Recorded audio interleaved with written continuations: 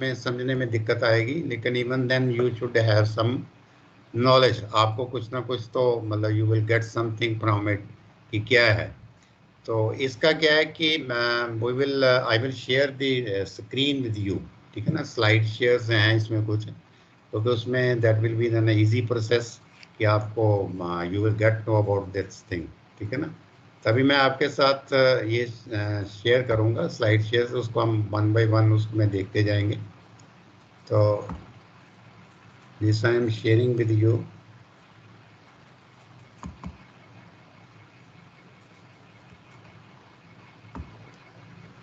So this is preparation.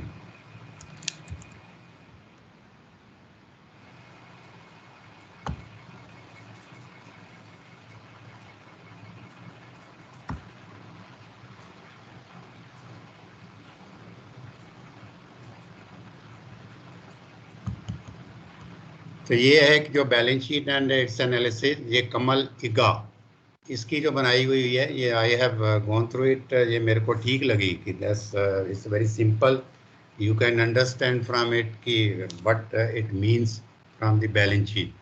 तो हम one by one ये स्लाइड्स देखेंगे कि first of all you see the first slide यही है कि balance sheet and its analysis. It is clear to you ना, आपके स्क्रीन पे आ रही है ना ये? Yes sir. हाँ, तो ये यू देखो, ये इसमें जो ऑब्जेक्टिव्स हैं, हम इनको ऑब्जेक्टिव्स को नहीं देखेंगे। Discuss the purpose of the balance sheet, ठीक है ना, इसका ना देखते हुए हम नेक्स्ट चलेंगे। तो the balance sheet summarize the financial conditions of the business at a point, ये है। ये मतलब ये है कि जो बैलेंस शीट है वो क्या है, summarises the financial condition of the business, ठीक है ना। तो मतलब बैलेंस शीट का क्या मतलब है कि समराइज करती है, मतलब समरी के रूप में, संक्षिप्त रूप में ये लेके आ जाती है financial condition of the business, ठीक है ना। जो आपके पास आदमी आया है, कोई भी जो इंडस्ट्रियलिस्ट आया है या फार्मर आया है, कि उसकी बिजनेस की कंडीशन क्या है, फाइनेंशियल कंडीशन क्या है, ठीक है ना। आर्थिक जो उसकी अवस्था कैसी है। फाइनेंशियल तो यही होता है ना, उसकी मतलब कि उसको लोन कितना देना है, उसके पास पैसा कितना है, इससे उसको पता चलता है at a point in time, ठीक है ना। मतलब एक टाइम पे आपको पता चलता है। Estimates net worth or owner equity, मतलब ये है कि उससे हमें ये पता, ये आप थोड़ा सा ये आपको, आप थोड़ा इसको लिखते जाओ। फर्स्ट है कि वो फाइनेंशियल कंडीशन जो बिजनेसमैन की है, बैलेंस शीट से हमें ये पता चलता है। नेक्स्ट वो कहता है कि estimates net worth or owner equity, मतलब है कि जो आपके पास फार्मर आया है, जहाँ कोई जो इंडस्ट्रियलिस्ट आया है, उसका हमें ये पता चलता है, एस्टिमेट लगा लेते हैं कि इसकी हैसियत कितनी है, नेट वर्थ कितनी है, और इसका अपना पैसा कितना है इसके पास। नहीं तो वैसे नहीं ना पता चलेगा।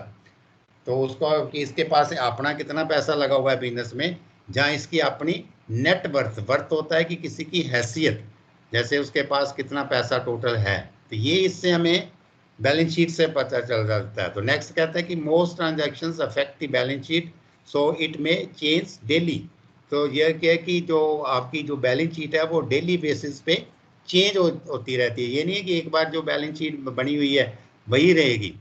आपका जो जो जैसे जैसे आप डेली एक्टिविटीज उसमें करते हो, तो वो आपकी चेंज होती रहती है। तो इसमें हमें तीन जो पॉइंट्स आ गए कि ये जो फाइनेंशियल कंडीशन बिजनेसमैन की पता चलती है, दूसरा उसकी हैसियत पता चलती है, एस्टिमेट्स नेट वर्थ, ये आप लिखते जाओ दो तीन चीज़ें।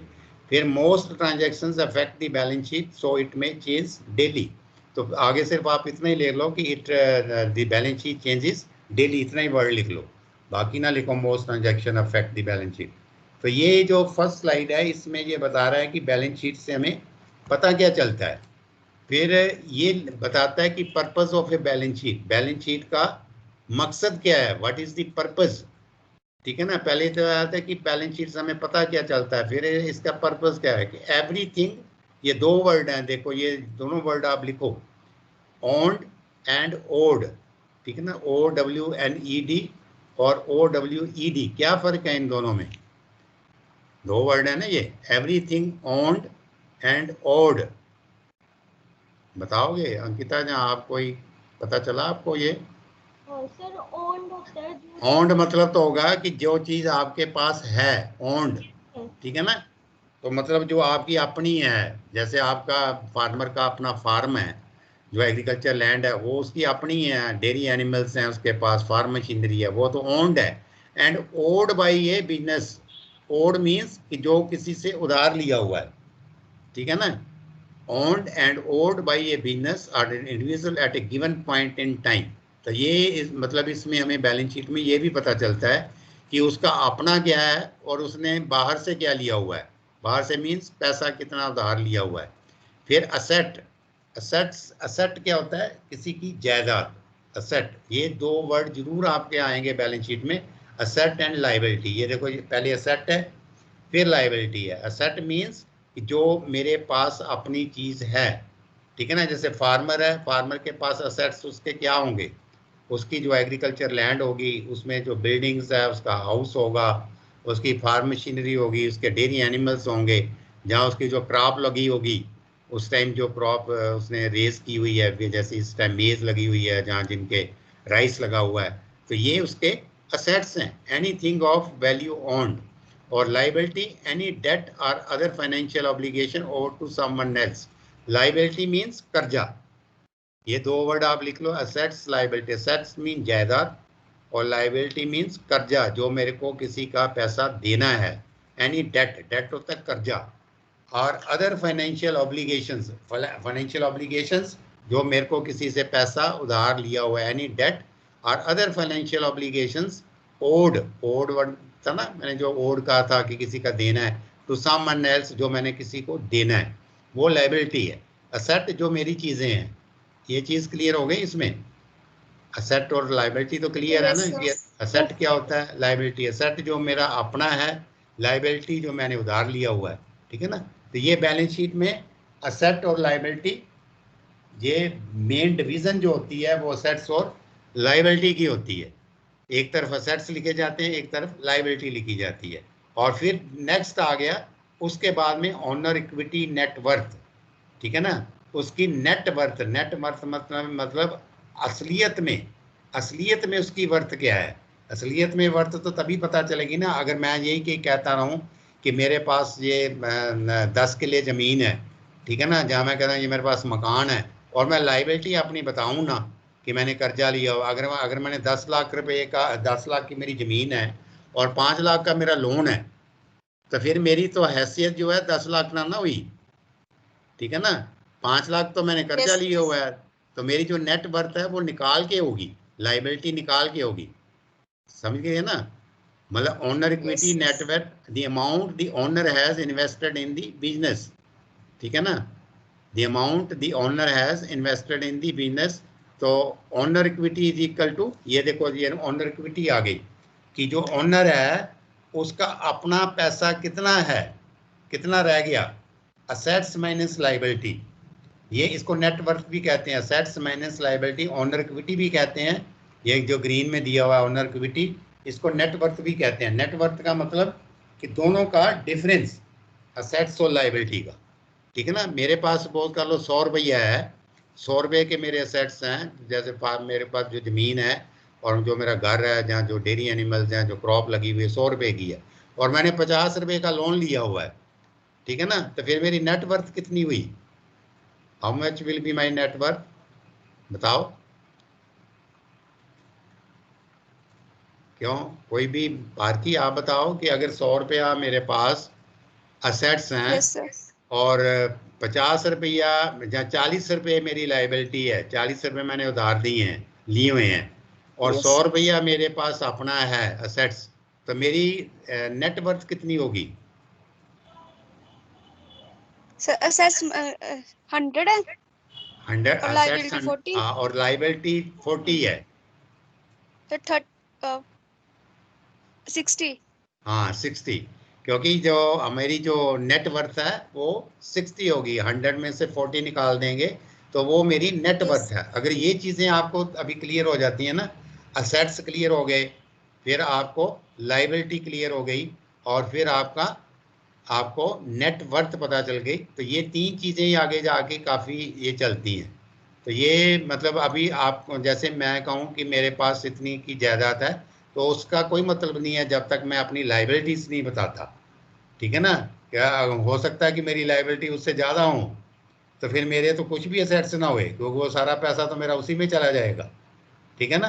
तो इसलिए जो बैंक में जो फार्मर आता है या कोई आता है, तो उसका हमें नेट वर्थ देखनी पड़ती है कि इसका अपना पैसा कितना, इसके पास ये इतना उधार है और इसके बाद और उधार ले लेगा, तो ये कहाँ से इसको चुका पाएगा, ठीक है ना। रिपेइंग कैपेसिटी उसकी कम हो जाएगी, तो ये देखता है। और दूसरा है कि preparing a balance sheet can be completed at any time, मतलब जो है बैलेंस शीट कभी भी बनाई जा सकती है ना। कभी भी, आज जैसे आज की मैं बैलेंस शीट बनाना चाहूँ तो मैं आज की भी बैलेंस शीट बना सकता हूँ, लेकिन most are prepared at the end of the accounting period. लेकिन जो हम बनाई जाती जो बैलेंस शीट डेली बेसिस पे नहीं बनाते, जो बैलेंस शीट बैंक जहाँ देखता है फार्मर की, वो एक अकाउंटिंग पीरियड होता है, ठीक है ना। जैसे 31 मार्च को बनती है, 31 मार्च को आपकी बैलेंस शीट क्या है, या 30 सितंबर को बैलेंस शीट क्या है, ठीक है ना। तो ये है कि most are prepared at the end of the accounting period. जैसे आपका अकाउंटिंग पीरियड अभी कौन सा चल रहा है, कब से शुरू हुआ अकाउंटिंग पीरियड, बताओगे। ये अकाउंटिंग पीरियड जो है फ्रॉम द अकाउंटिंग सिस्टम के हिसाब से यस अकाउंटिंग सर। पीरियड कब शुरू हुआ है इस साल सर का। सर इस साल का सर जून के एंड में 30 जून। नहीं, 1 अप्रैल से, 1 अप्रैल 2020 से अकाउंटिंग ईयर हमारा शुरू हो जाता है, अकाउंटिंग पीरियड उसको बोलते हैं, और ये एंड हो जाएगा 31 मार्च 2021 को, ठीक सर है ना। सर बट इस बार ड्यू टू कोरोना ये सारे अकाउंट्स इन्होंने हाँ नहीं, वो जून वो में उन्होंने, that is the different issue, वो अलग चीज है, ठीक है ना। वो क्या है कि उसका तो बैंकों को इंस्ट्रक्शंस दी हैं कि आप इसको ये कर दो, लेकिन हम जनरली कहें, जनरली जो हमारा जो सिस्टम है, ये वो वो 1 अप्रैल को। 1 अप्रैल से स्टार्ट होता है और 31 मार्च तक जाता है। यस तो सर। ये मैं जो है तो यही कहता है, most are prepared at the end of the accounting period represents both end of the year and beginning of the year, that is end of the year is equal to beginning of the year, ठीक है ना।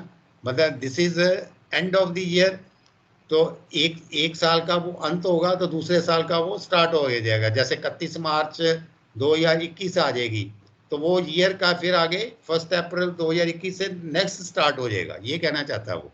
एक साल में एक and हो रहा है और एक साल में दूसरा ईयर अकाउंटिंग का स्टार्ट हो रहा है, जैसे 2020-21 का एंड हो रहा है, ठीक है ना, और 21-22 का स्टार्ट हो रहा है, फिर वो ये Yes, कह sir. रहा है। तो for comparison purpose and analysis, तो हम उसको कंपैरिजन और एनालिसिस भी करते हैं कि जो पिछले साल की इसकी जो बैलेंस शीट थी वो क्या थी, तो और इस साल की बैलेंस शीट क्या है, मतलब उसका कंपैरिजन करते हैं। कंपैरिजन में देखते हैं क्योंकि ज़्यादा कोई ड्रॉप इसका जो मेजर इसमें चेंजेस तो नहीं आ गए इसकी बैलेंस शीट में, नहीं तो ये पैसा कहाँ चला गया इसका, ये देखते हैं, ठीक है ना।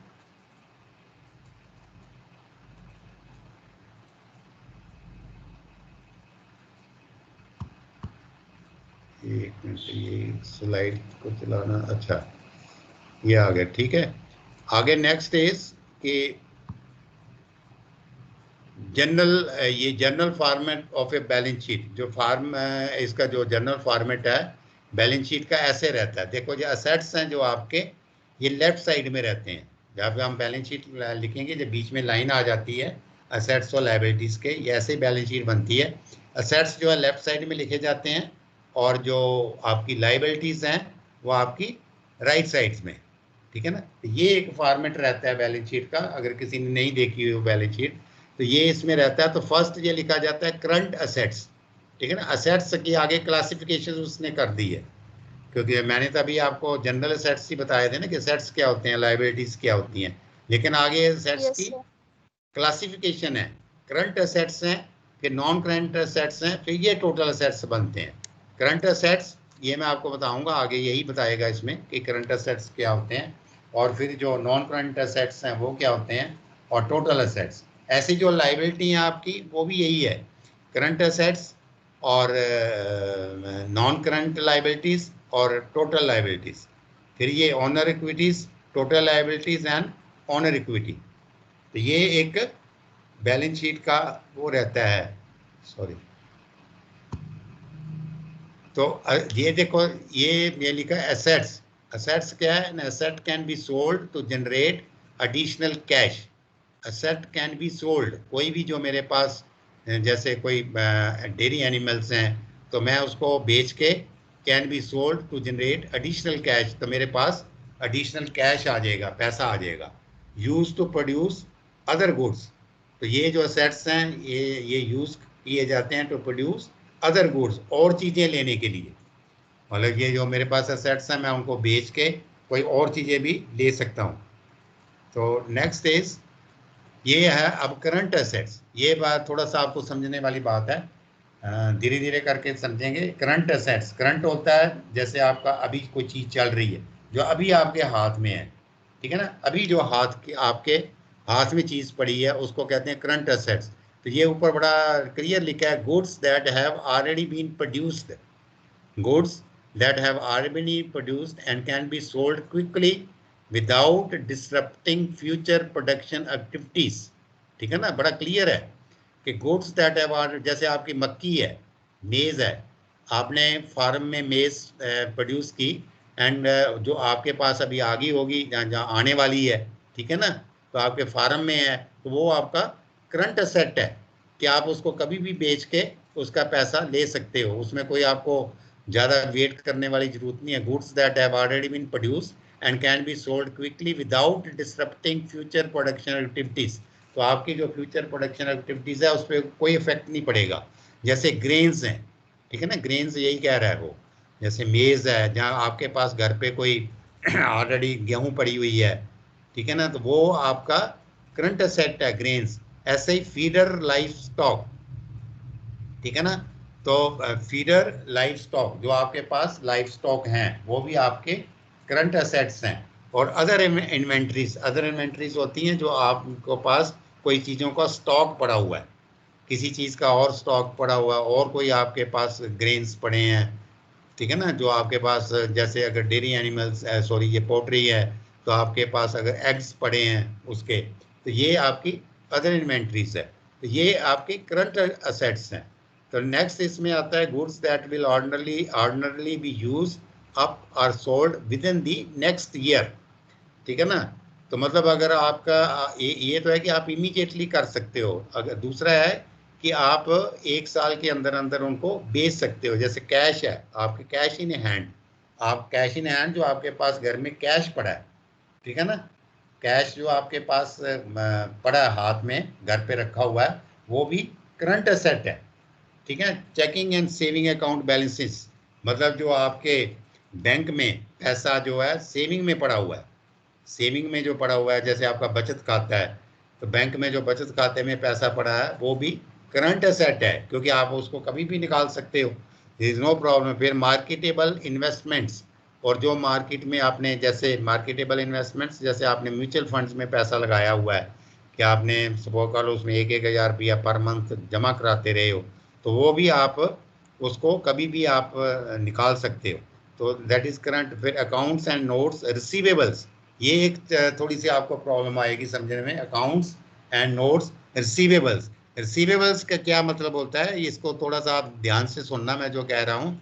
रिसीवेबल्स मीन्स जैसे मैंने किसी को, सपोज कर लो मैंने 1 क्विंटल गेहूँ किसी को दी है, ठीक है ना, 1 क्विंटल गेहूँ मैंने बेच दी है, लेकिन मेरे पास उसका पैसा नहीं आया। मेरे घर में 1 क्विंटल फार्मर के पास गेहूँ पड़ी थी, उसने 1 क्विंटल गेहूँ किसी को बेच दी, लेकिन वो पैसा उसने उसको नहीं दिया, कहा कि ये मेरे को उधार पे दे दो, ठीक है ना।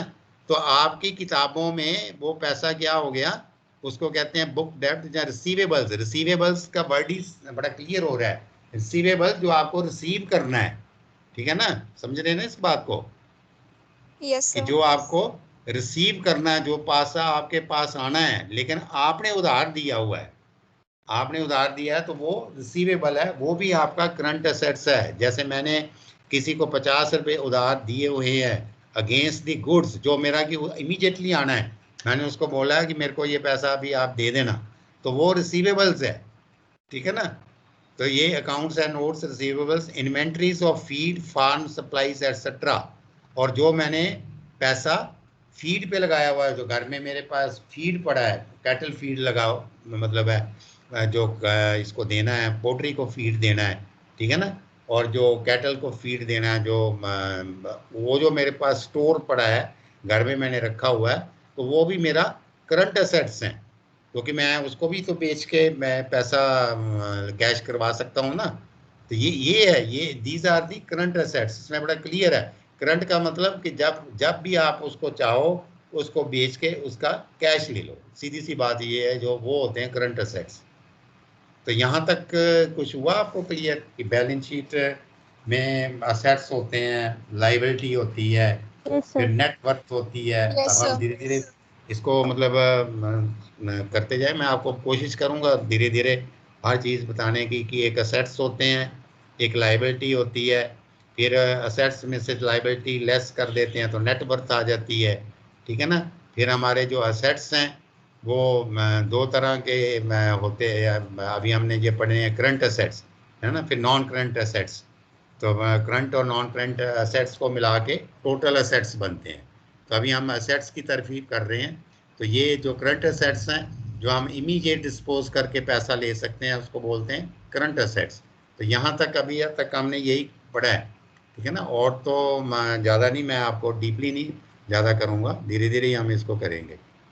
तो नेक्स्ट इज ये नॉन करंट एसेट्स। अब ये नॉन करंट एसेट्स का करंट एसेट्स का जो उल्टा है, that is the non current assets. तो नॉन करंट एसेट्स का जैसे आपको पता ही है, ये इसमें मैं पहले वैसे बता देता हूँ कि जैसे आपकी बिल्डिंग्स हैं फार्मर की, ठीक है ना, जो बिल्डिंग बनाई हुई है फार्म के अंदर बनाई हुई है, जहाँ घर बनाया हुआ है, जहाँ उसके पास मशीनरी है, ट्रैक्टर हैं, फिर इक्विपमेंट हैं, फिर जो अपनी लैंड है, लैंड मीन्स जो एग्रीकल्चर लैंड है, तो वो सारे जो हैं वो फिक्स असेट्स हैं, इसको ये भी बोलते हैं फिक्स असेट्स, ठीक है ना। इसको current assets, so non current assets भी बोलते हैं और फिक्स असेट्स भी बोलते हैं।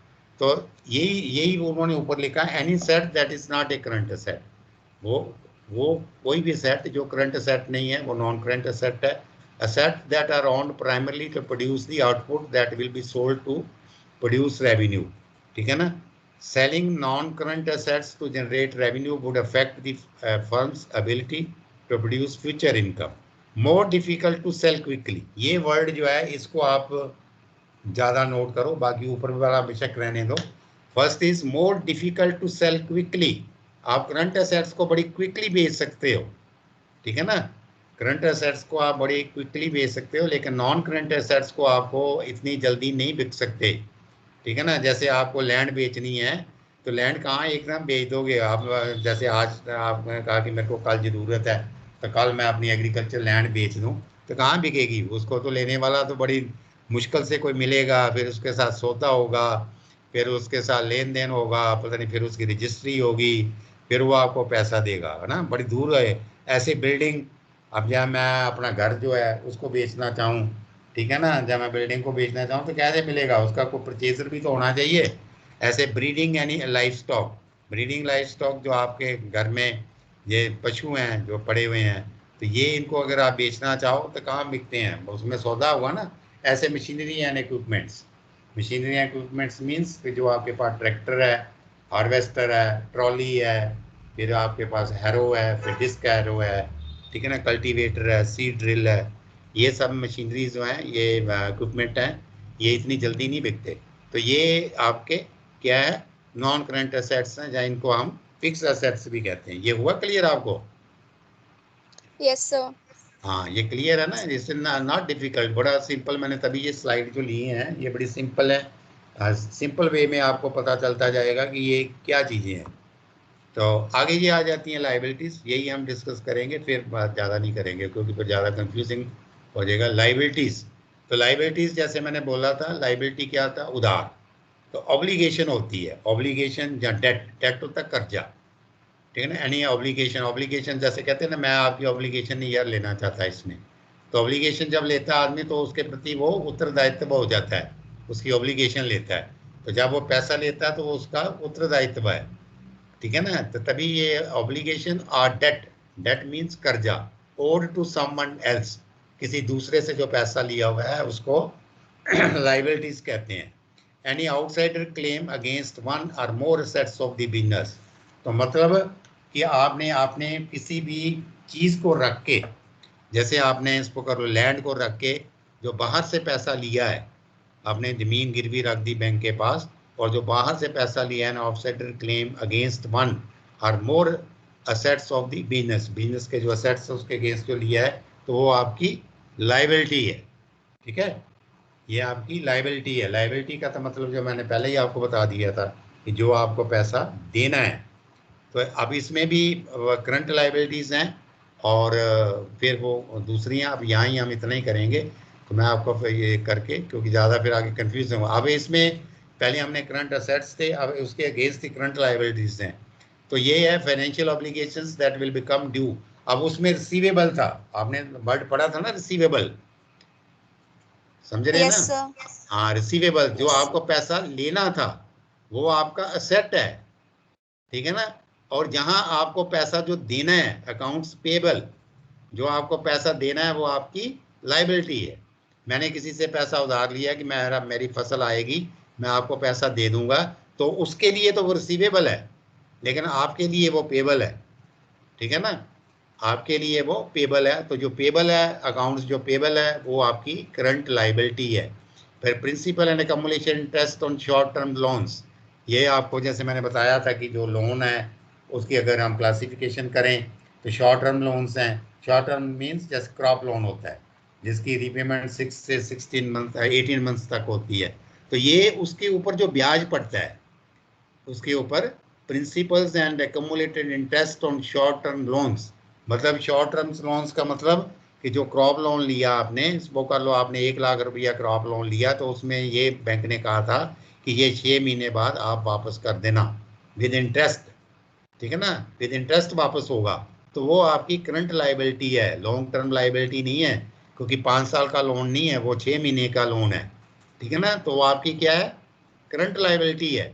ऐसे principals payment on long term loans due to within the next year, payments on long term loans, long term loans pay payments, payments का क्या मतलब होता है, जो किस्तें देनी है आपको, जो बैंक की किस्तें देनी है, जो आपने बैंक से ट्रैक्टर का लोन लिया है उसकी जो किस्त देनी है, जो एक किस्त को कह लो आपने 1 लाख रुपया लिया, 5 साल में वापस करना था, तो आपकी 20,000 रुपया किस्त बनी 1 साल की, तो वो जो 20,000 रुपया आपकी किस्त है वो आपकी करंट लाइबिलिटी है उस साल की, जिस साल में आपको पे करना है।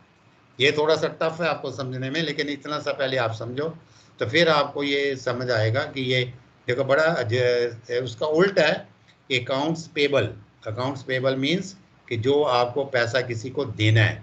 फिर जो है कि principals and cumulated interest on short term loans or notes payable, कि जो आपने शॉर्ट टर्म लोन लिए हैं, जैसे क्रॉप लोन लिया है, उसका पूरा का पूरा पैसा देना, उसमें किस्तें नहीं है, पूरे का पूरा देना, वो आपकी करंट लाइबिलिटीज़ है।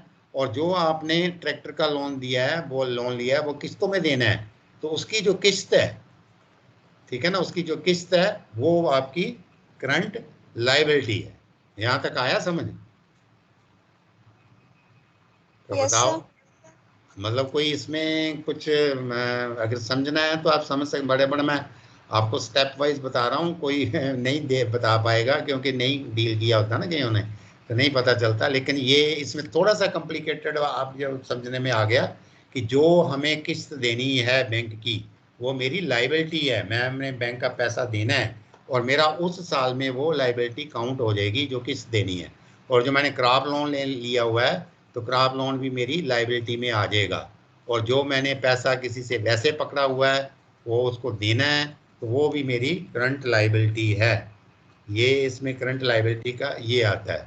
फिर नॉन करंट लाइबिलिटीज़ का है, यहाँ ये करके हम ख़त्म करेंगे। नॉन करंट लाइबिलिटीज़ में all obligation that do not have to be paid in full within the next year. ठीक है ना, तो नॉन करंट लाइबिलिटीज़ मेरी वो हो गई कि जो मेरे को all obligation that do not have to be paid in full within the next year, जो मेरे को मतलब पूरी नहीं वापस करनी। ठीक है ना, कोई भी जो चीज़ है जो मेरे को पूरी नहीं वापस करनी, 5 साल बाद जाके कोई चीज़ वापस करनी है, तो वो तब वो 5वें साल में वो मेरी लाइबिलिटी आएगी। ठीक है ना, इस साल में मेरी लाइबिलिटी नहीं आएगी।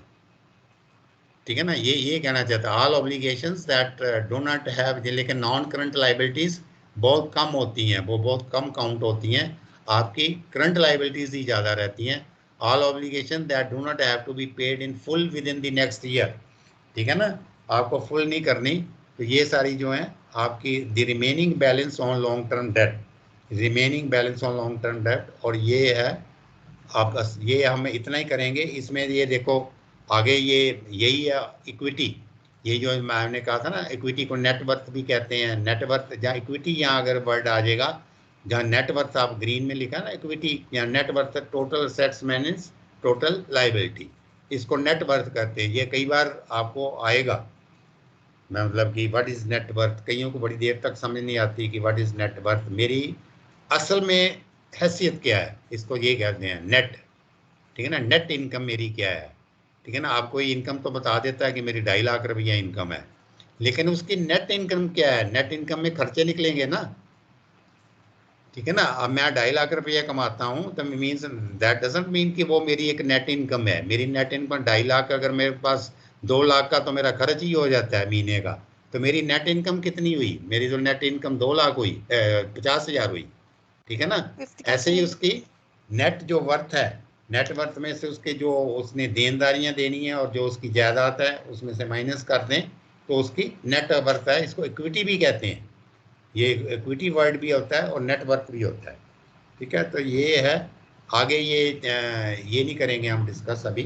तो मैं इसमें सिर्फ अभी आपको यही बताना चाहता था कि जो क्या है आपकी बैलेंस शीट क्या है, what is your balance sheet, और ये बैलेंस शीट में आपका क्या रहता है, जो असेट्स क्या होते हैं, लाइबिलिटीज़ क्या होती हैं, ठीक है ना, फिर ये नेटवर्थ क्या होती है, और फिर ये आपका जो है कि करंट जो लाइबिलिटीज़ हैं वो मतलब करंट लाइबिलिटीज़ और जो अदर लाइबिलिटीज़ मिलके, सॉरी असेट्स, जैसे इस पर असेट्स की बात करें, और असेट्स जो है बैलेंस शीट में वो लेफ्ट साइड में आता है, और जो आपकी लाइबिलिटी है वो राइट साइड में। कई बार ये इंटरव्यू में क्वेश्चन पूछ लेते हैं, और जो आपके राइट साइड में जो है लाइबिलिटीज आती हैं, असेट्स जो आपके लेफ्ट साइड में लिखे जाते हैं, और पहले करंट असेट्स आते हैं, फिर नॉन करंट असेट्स आते हैं, फिर टोटल करंट असेट्स बनते हैं। ऐसी जो लाइबिलिटीज़ हैं, पहले करंट लाइबिलिटीज़, फिर नॉन करंट लाइबिलिटीज़, और फिर टोटल लाइबिलिटीज़। तो ये जो हम इनको दोनों को जब करंट असेट्स और लाइबिलिटीज़ का आपस में डिफरेंस करेंगे तो वो हमारी नेटवर्थ आ जाएगी, जहाँ इक्विटी आ जाएगी। तो ये फिर मैंने बताया आपको कि करंट असेट्स कौन कौन से होंगे, ठीक है ना, नॉन करंट असेट्स कौन कौन से होंगे, फिर जो आपकी करंट लाइबिलिटीज़ कौन कौन सी होंगी, फिर नॉन करंट लो लाइबिलिटीज़ क्या क्या होंगी, फिर रिसीवेबल्स क्या होता है, पेबल्स क्या होता है, ठीक है। तो ये सब जो चीज़ें हैं ये धीरे धीरे आप करोगे। फिर अब हम आगे, अभी हमने एनालिसिस नहीं किया, अभी हमने बैलेंस शीट का टोटली देखा, फिर इसकी एनालिसिस जब हम करेंगे तो उसमें हमें रेशियो निकालनी पड़ती है। जैसे करंट रेशियो निकालेंगे, करंट रेशियो में क्या होगा कि दैट विल बी मतलब ये current assets over current liabilities, जो आपकी करंट असेट्स है उसको करंट लाइबिलिटीज से डिवाइड कर देते हैं तो आपकी करंट रेशियो आ जाती है। तो जब अगर करंट रेशियो 1 आ गई तो इसका मतलब क्या हुआ, अगर सपोज कर लो आपकी एक करंट रेशियो 1 आती है तो क्या मतलब हुआ, इसमें आप मेरे को बता सकते हो कुछ अभी इसमें से समझ के, कि करंट असेट्स को हमने करंट लाइबिलिटी से डिवाइड किया और रेशियो आ गई हमारी 1:1, तो क्या मतलब हुआ कि मेरे करंट असेट्स और करंट लाइबिलिटीज बराबर हैं, ठीक है ना, इक्वल है ना। तो अगर मैं 1.33 आ जाती है मेरी करंट रेशियो, तो बैंक उसको 1.33 लगाता है, तो इसका मतलब कि करंट असेट्स उसके ज़्यादा है करंट लाइबिलिटीज से। फिर 1.33 है और वो 1 है, करंट लाइबिलिटीज उसकी 1 है, लेकिन करंट असेट्स जो है उसकी 1.33 है। तो बैंक कम से कम 1.33 करंट रेशियो मान के चलता है कि उसकी 1.33 जरूर हो, कि उसकी जो करंट असेट्स हैं वो करंट लाइबिलिटी से ज़्यादा हों, तो तभी वो बैंक उसको फाइनेंस करेगा। Otherwise bank will reject that proposal कि आपकी बैलेंस शीट ठीक नहीं है, that doesn't suit to us, क्योंकि आपकी देनदारियां मार्केट में ज़्यादा हैं और आपकी जो करंट असेट्स हैं वो कम है। तो मैंने काफ़ी कोशिश की, I tried my best to make you understand in very simple language, ठीक है ना। बड़े मैंने इसीलिए फार्मर की ही एग्जांपल ली और जो मैंने आपको बताने की कोशिश की। तो आई होप कि you must have understood it, कि ये देखने में आपको डिफ़िकल्ट लगता था सब्जेक्ट, लेकिन I try to make it very simple. ये तो क्यों मानते हैं ना आपकी, ये मैंने आपको काफ़ी सिंपल वे में करने की कोशिश की है बताने की। नेक्स्ट आप जितना जितना इसके आगे हम जाएंगे आप काफ़ी सीखोगे। तो यही बैंक्स में होता है, यही चीज़ें होती हैं, लेकिन जाके थोड़ा सा कॉम्प्लिकेटेड भी होता है। कैश फ्लो स्टेटमेंट्स आती हैं, फिर इनकम की आती हैं, जैसे अभी आपको रिसीवेबल्स पेबल समझने में थोड़ी सी दिक्कत आ रही थी, ठीक है ना। रिसीवेबल्स क्या है, पेबल्स क्या है, फिर जो करंट लाइबिलिटीज़ हैं वो कौन कौन सी लेनी है हमने करंट लाइबिलिटीज़, ठीक है ना। अभी जैसे आपको थोड़ा सा कि जैसे क्रॉप लोन है, क्रॉप लोन सारा वापस करना है उसको, तो वो करंट लाइबिलिटी है। ऐसे ही जो किस्त उसने जो ट्रैक्टर का लोन लिया उसकी जो किस्त देनी है, चाहे वो दे नहीं रहा, लेकिन उसकी वो करंट लाइबिलिटी है कि वो उसकी लाइबिलिटी एक्रूड होती जाएगी, आगे जुड़ती जाएगी। तो ये सब चीज़ें जो है बैंक वो देख के तब फाइनेंस करता है। तो I have made you very crystal clear. तो आगे हम जब नेक्स्ट वी विल मीट, तो we will continue with this balance sheet, ठीक है। तो और कुछ आपको anything you want to make it clear, कुछ ऐसा है तो आप बताना मेरे को। अभी आपकी अटेंडेंस भी मैं लगा लूँ, 1 मिनट।